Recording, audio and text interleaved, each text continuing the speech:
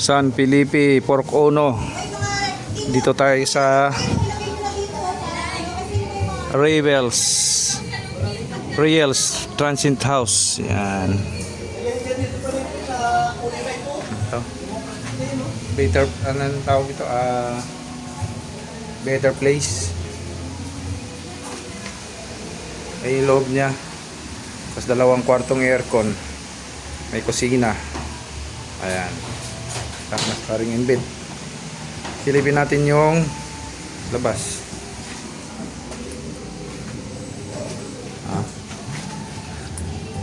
Dito to sa San Felipe, Zambales. Tara, punta natin. Ito yung dagat. Medyo siguro mga 100 meters ang dagat para mapuntahan. Pero ibang napuntahan nating resort, dagat na mismo.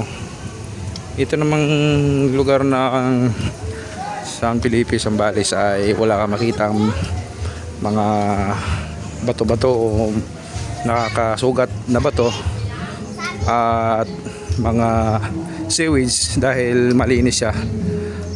Malinis ang dagat, kaya maraming dragon boat. Nung kahapon ang dragon boat ay tig-100 bawat ulo, pero kinabukasan discounted na, naging 50 na bawat ulo. Bali nag 50% na silang discount. Kinabukasan na eh. Tara. Tapos may mga cottages dito. Hindi natin nagamit yung cottages kasi doon tayong kainan. Ito yung sitwasyon dito sa San Felipe, Zambales. Pangalawang araw natin dito ngayon. Ayan.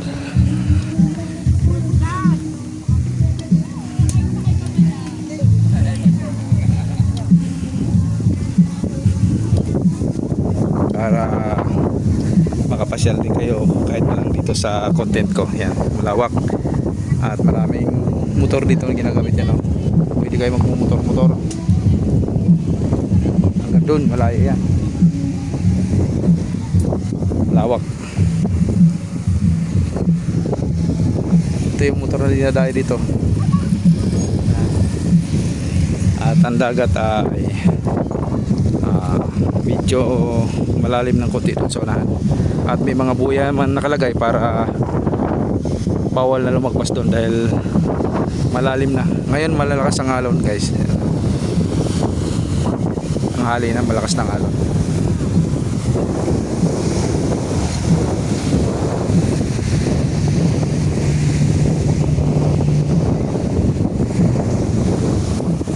Ayan, ito mga dragon boat.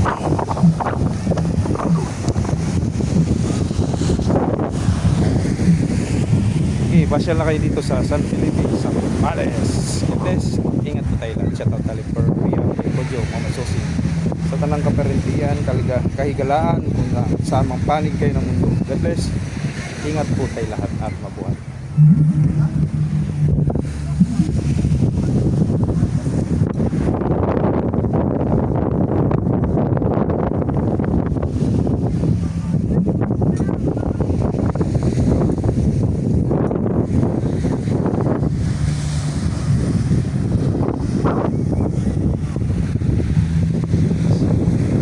Pork Ono, Barangay Santo Niño, San Felipe, Zambales.